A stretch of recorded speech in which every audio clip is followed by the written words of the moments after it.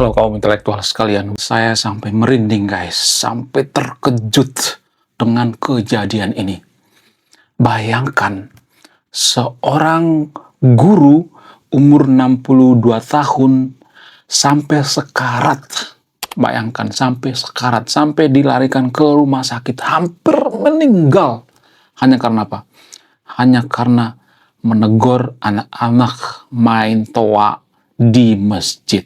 Wow. Gila. Menurut saya pribadi ini tidak bisa diterima dengan akal sehat. Ini sungguh tidak manusiawi. Bayangkan, dia bukan hanya seorang guru, tapi seorang imam masjid.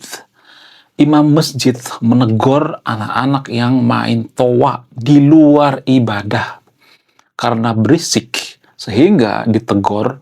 Dan tahu apa yang terjadi?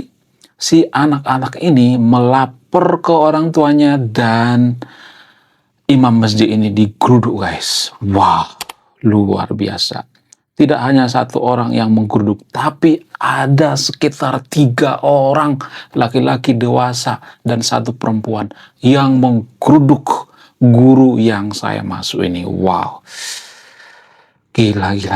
Ini sungguh tidak berperi kemanusiaan. Hanya cuma negur doang.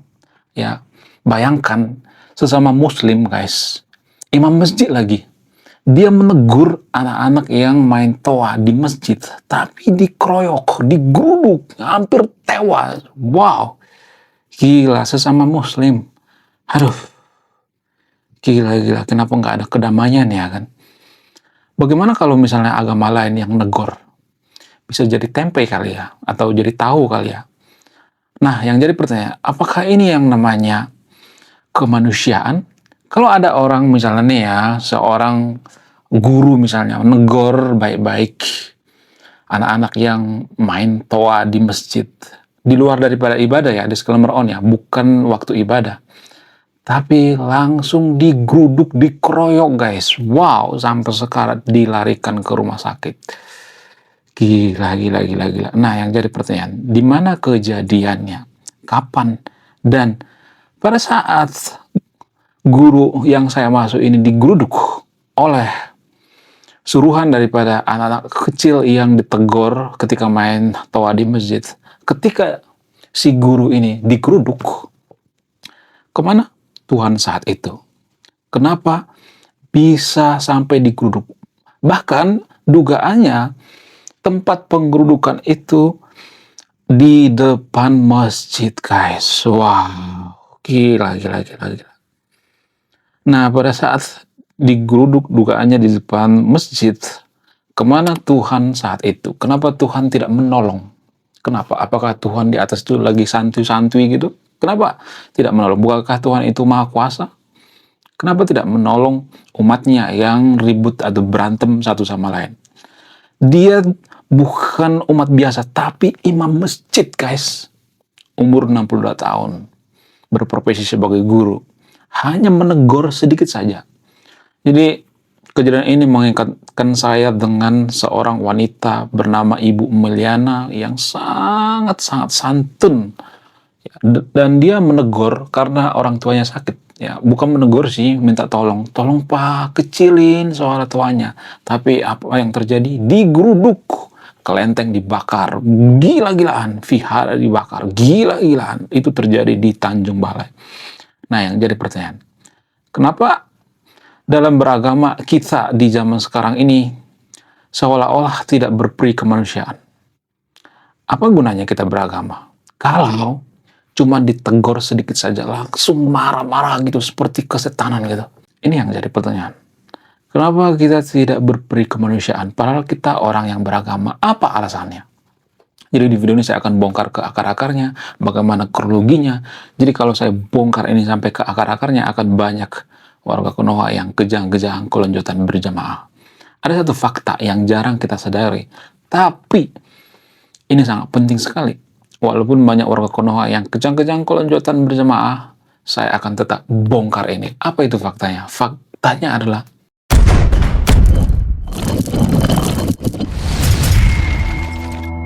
Jadi pada faktanya suka nggak suka, mau nggak mau, kalau saya perhatikan itu di Konoha, kita itu dalam beragama, kita memilih jalan yang lebih mudah daripada jalan yang lebih susah. Maksudnya gimana? Jadi gini, dalam beragama kita itu lebih fokus ke ritualistik, melakukan ritual-ritual, apapun itu ya, pokoknya ritual-ritual agama gitu. Ya, kita tuh salah satu negara paling rajin melakukan ritual ibadah. Kita negara paling rajin berdoa kepada Tuhan. Tapi paling banyak korupsi, kriminal, yang dan kasus-kasus seperti ini. Ini termasuk kriminal, guys. Jadi, kenapa kita itu lebih fokus ke ritualistik daripada fokus pada esensi agama itu sendiri? Karena ini fakta yang jarang dibongkar ya. Dan akan banyak orang marah-marah kalau saya ngomong seperti ini. Akan banyak orang yang kejang-kejang kelonjotan berjemaah kalau saya bongkar ini. Apa itu? Kita itu sebenarnya memilih lebih fokus pada ritual daripada esensi agama itu sendiri karena kita itu berpikir bahwa melakukan ritual itu adalah pekerjaan yang paling gampang. Ritual agama itu pekerjaan yang paling gampang. Cukup melakukan gerakan-gerakan, selesai. Kita merasa sudah di sorga gitu ya. Kita merasa sudah orang yang paling soleh sedunia gitu. Padahal, kalau boleh jujur ya, dalam beragama itu ada dua pilihan gitu. Melakukan ritual atau kesabaran. Jadi, dalam hal ini, orang yang menggeruduk imam masjid ini tidak punya kesabaran. Jadi dalam beragama itu hal yang paling sulit itu adalah kesabaran, kejujuran, keikhlasan, ya kemudian tidak menggeruduk rumah ibadah orang lain gitu ya. Nggak mudah tersinggung, nggak mudah emosi. Itu yang paling susah. Yang paling gampang itu melakukan ritual ibadah. Makanya kita sangat rajin melakukan ritual ibadah. Kalau saya ngomong seperti ini pasti banyak nanti yang kejang-kejang kalau jatuhan berjamaah ya ngata-ngatain saya, oh kamu anti agama, oh kamu bla bla bla. Enggak, saya enggak anti agama. Yang kalau agama itu mengajar kejujuran, kebaikan, ya humanisme, menahan emosi, saya nggak anti, saya malah mendukung ya. Saya nggak pernah nyuruh yang untuk tidak beragama ya. Ayo beragama, nggak jadi masalah. Siapa yang ngelarang beragama nggak ada gitu. Jadi kita tuh memilih ritualistik itu dalam beragama. Kita adalah negara paling ritualistik ya. Itu menurut data guys. Kita lebih rajin berdoa daripada Arab Saudi. Kita lebih rajin melakukan ritual ibadah daripada Arab Saudi sekalipun. Tapi kita fokus pada ritual-ritual gitu, melakukan gerakan-gerakan ya. Daripada menahan diri, kesabaran, menahan emosi, jujur gitu. Jadi kita fokus pada ritual-ritualnya aja gitu. Kita nggak fokus pada esensi daripada agama itu sendiri. Karena DNA daripada agama itu adalah humanisme atau kemanusiaan. Jadi kalau ajaran agama kita itu mengajarkan di luar daripada humanisme atau kemanusiaan, maka ada yang salah dengan ajaran agama kita. Jadi kalau sedikit-sedikit kita mengkafirkan orang lain, sedikit-sedikit menyalahkan orang lain, sedikit-sedikit emosi, berarti ada yang salah dengan pola pikir kita dalam beragama. Sama halnya dengan kasus yang ada di Sulawesi Selatan ini. Jadi kejadiannya atau TKP-nya itu di Sulawesi Selatan, ada seorang guru yang merangkap sebagai imam masjid. Dia menegur anak kecil yang lagi bermain toa di masjid. Mungkin berebut mic ya, suaranya cempreng, apa segala macam ya, ribut gitu ya, mengganggu suasana. Lalu dia menegur. Si guru ini menegur dan tahu apa yang terjadi? Langsung digeruduk, langsung didatangi. Padahal saat itu dia, kalau nggak salah, sholat asar ya. Nah setelah asar ditungguin tuh di depan masjid. Bayangkan sampai ditungguin di depan masjid guys. Gila. Luar binasa. Gila banget. Nah, apa kesalahan daripada orang yang dikeroyok ini? Nama orang yang dikeroyok ini adalah Pak Ahmad. Apa kesalahan daripada Pak Ahmad ini? Apa kesalahan daripada korban ini? Sehingga dia sampai dilarikan ke rumah sakit karena sekarat, karena digebukin, dikeroyok rame-rame gitu. Apa alasannya? Jadi saya tidak berpihak di video ini ya, saya melihat dari berbagai sudut pandang ya. Ternyata si guru ini ngejitak gitu ya. Ngejitak kepala gitu. Kan dia guru ya. Ya waktu SMP itu ya, saya tidak mengatakan Pak Ahmad seperti itu ya. Waktu saya SMP, SMA itu atau SD itu biasa tuh dijitak sama guru. Bahkan kita ketawa-ketawa gitu, nggak jadi masalah gitu. Asal jangan sampai luka gitu. Nah, masalahnya cuman ngejitak doang, kepalanya sedikit doang gitu ya. Ada tuh beberapa anak kecil di masjid. Dan karena itu si anak ini nangis-nangis ngelaporin ke orang tuanya. Dan mungkin orang tuanya berpikir si anak ini sudah dianiaya gitu. Nah, semenjak saat itu ya orang tuanya ngamuk ya lalu bawa orang ke depan masjid. Sampai ditungguin guys karena dia imam masjid pada sholat asar. Nah, setelah sholat asar baru dikeroyok, dikebukin sampai sekarat, dilarikan ke rumah sakit. Kenapa ini bisa terjadi? Apa alasannya? Ya karena dalam beragama kita tuh hanya fokus pada ritual-ritual. Ya kenapa kita fokus pada ritual-ritual? Karena itu pekerjaan paling mudah. Itu part yang paling mudah dalam agama. Yang paling susah itu apa? Menahan emosi. Menahan emosi itu butuh energi yang sangat luar biasa. Kesabaran itu butuh energi yang sangat luar biasa. Kemudian kalau jujur kita bisa aja dibenci sama orang lain gitu.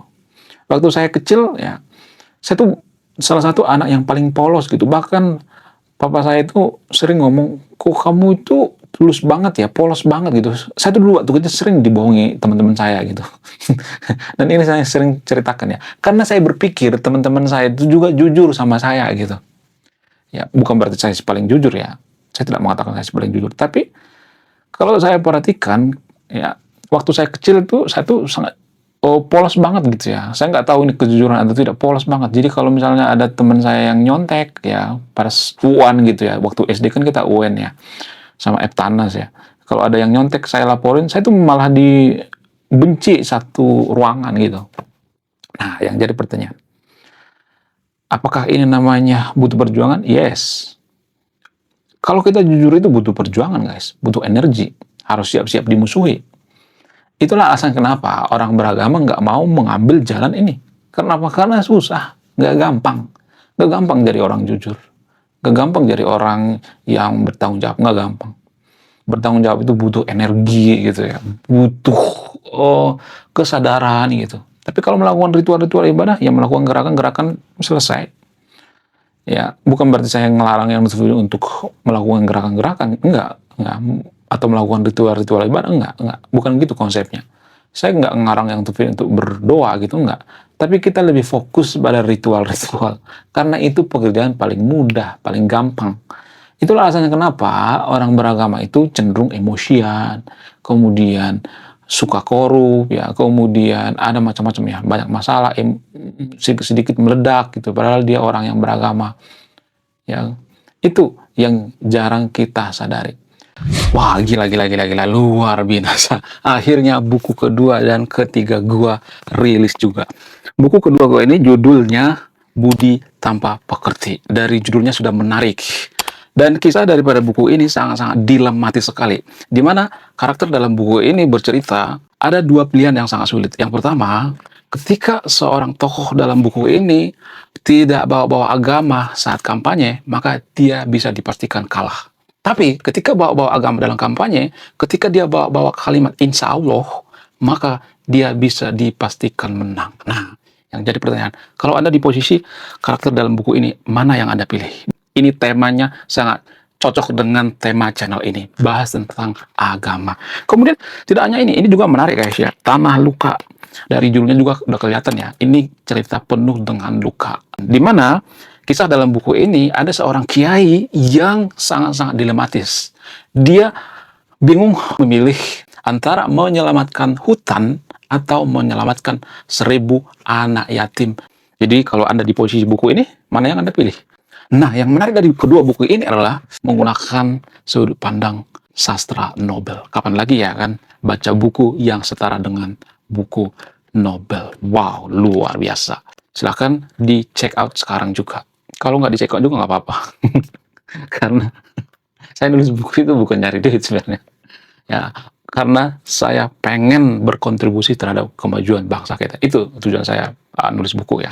Jangan lupa, link pembeliannya ada di... Nah, yang jadi pertanyaan, kenapa banyak orang seperti ini?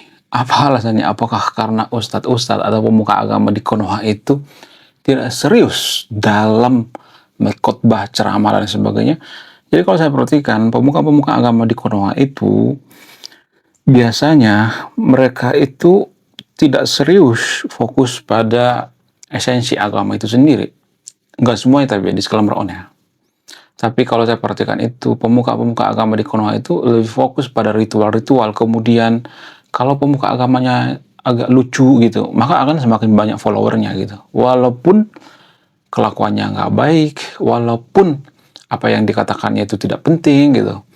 Tapi kalau dia ada lucu-lucunya gitu ya, kemudian kalau misalnya dia suka mengkafir-kafirkan agama lain ya, ngata-ngatain agama lain ya, kemudian ngajak perang ya, bawa golok, bisa banyak followernya guys.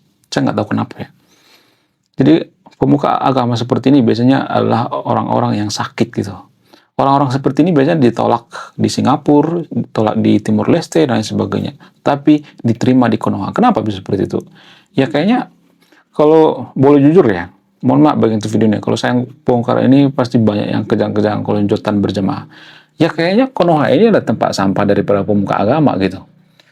Pemuka agama yang ditolak di Arab dibuang ke Konoha kita terima. Pemuka agama yang ditolak di India di India yang dulu viral gitu ya, yang dekat dengan Mr. Chaplin ya, ditolak di India, jadi buronan di India, kita terima gitu.